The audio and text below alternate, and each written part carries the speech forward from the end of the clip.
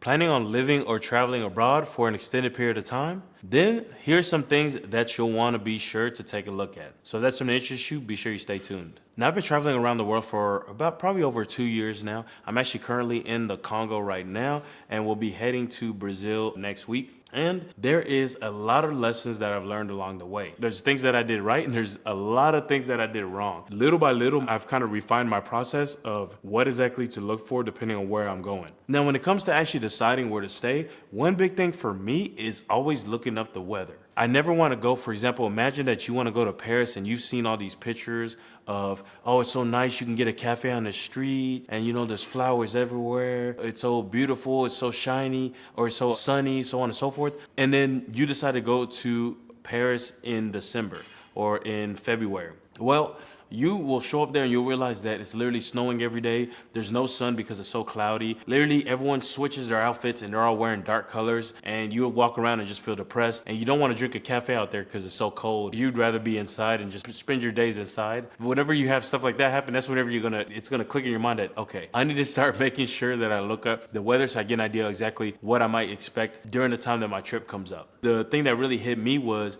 actually when I went to Mexico for the first time. I stayed in an Airbnb in Mexico that literally had no AC and just a fan. Now, I didn't think nothing of it until I showed up there and I realized that it was pretty much like mid 80s every single day. And so that's what made it really tough for me, especially because I work from my laptop. So I had to work in the house. It's kind of hard to concentrate whenever I'm just hot and I'm trying to use this fan, but the fan's not cooling me down. That taught me pretty much the hard way that, okay, I need to make sure that I have AC depending on where I'm going. I need to look up the weather and know, okay, based off of what the temperatures are in this country at a certain time, I got to make sure that I have AC or at least a fan if it's not too hot. If it's like low 80s, maybe I can make it with a fan and so on and so forth. Now, I typically use a website called WeatherSpark. And the great thing about this website, it breaks down how the temperature in a city year round. So if I do want to really go to that city, I'll try to plan my trip for when the weather is going to be the best in that city. And I found that works extremely well for me. Now, another thing I'll think about is, do I need some sort of a bank account? What makes me think about this is having an issue with my bank cards in a few different locations and just not being able to withdraw money. So pretty much you have money that you can't access, and now you're almost kind of like in a pickle where you got to figure out how to get your hands on more money. That's something that I try not to deal with. And because of that, I've kind of started really dialing in that process. And I shot a whole video on those kind of things. I'll link to it down below. I kind of look at things like the Wise card. If you haven't heard about the Wise card, I've shot a whole video on it, and it's an amazing card. It's an international card. It allows me to keep different currencies on my card. So when I'm traveling, I already have the exact currency that I need, and I know how much I have. That makes it super easy. As well as I have a Charles Schwab debit card, and that allows me to pretty much withdraw from ATMs and stuff, essentially fee-free at a really good exchange rate. So those are the two cards that I use. I kind of use those in unison, and they pretty much treat me really well. Next, once you have those cards in hand, you're going to start to wonder, how much money do you actually need to survive? This is another thing I look at. Right now, the way I'm traveling is I try to go to countries where the rent would be the same, or the cost of living would be the same as what I would pay in the US, in Texas. Right? I'm originally from Dallas, Texas, and so I kind of look based off of that. And so what I found is that when I look on Numbeo, I'm able to tell, I look up what the average salary is, and I look up like what kind of lifestyle that would get you. On Numbeo, it'll break down how much it costs for even like a fruit, how much it costs for an apartment in the city center,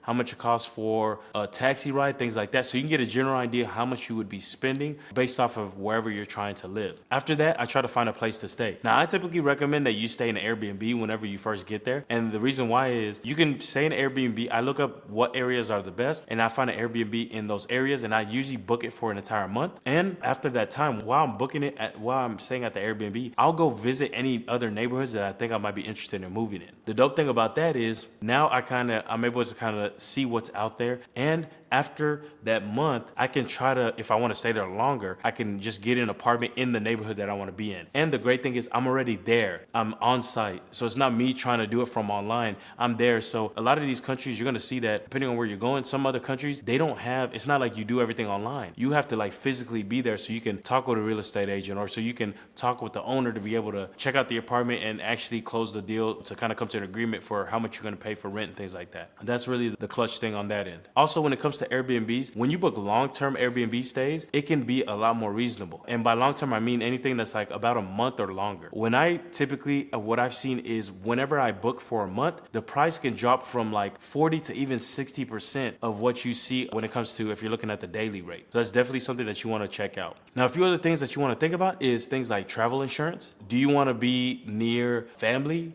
and friends? Maybe you want to stay close to where your home country is, things like that, right? Those are all these little things that you want to keep in mind. You know, one thing I really liked about going to Colombia was it was really easy to get back to the US. I could take a direct flight from Bogota back to Dallas, or I can at least get to Miami quickly whenever I was like on the east part of Colombia. Now, another thing you want to look at is your visa situation. Now, unless you're getting a visa that allows you to pretty much stay long term, can you leave and return and be able to kind of reset your visa? One thing that made me really think about this was Argentina. I was hearing about a lot of expats that were living out there. What they would be doing is they would go to Uruguay, which is right next to Argentina. They actually had like a ferry that would take you over there. I think it was like a 1 hour ride. And so what people would do to kind of reset their visa is they would take this 1 hour ferry to Uruguay, and they would stay there maybe for like a day, either a day trip, or they would just stay there the weekend, you know, make it into like a weekend retreat or kind of getaway. And then they would come back and their visa would pretty much be reset for another 60, 90 days, whatever the case may be. Now, that's not always the case. Sometimes you actually have to stay out of the country for a certain amount of time. And so you want to kind of look that up to get a general idea what your game plan can be. Now, one thing I have thought about was using different methods or finding a bunch of nearby countries. So like maybe I spend 3 months in Argentina, another 3 months in Brazil, and then another 3 months in another country. And if all those countries have only 90-day visas for US citizens, then I can kind of rotate between these countries. And then I have my full year, but I'm spending it in like 4 other countries. Anyways, that's really the gist of it. That's really the main things that I like to look at. If you're interested in kind of seeing how I actually do this and how I'm actually living this lifestyle, check out my 1 month travel videos playlist, which I'll link to over here to see a bit about where I go and how I go about doing this. I'm currently actually in Congo. I probably won't shoot one here for Congo, but I did one for the previous place I went to, which was Casablanca, Morocco, as well as Mexico, Argentina, and so many other places. So be sure you check that out, guys. I appreciate you watching. Make sure you hit that subscribe button, and I'll see you in the next one. Peace.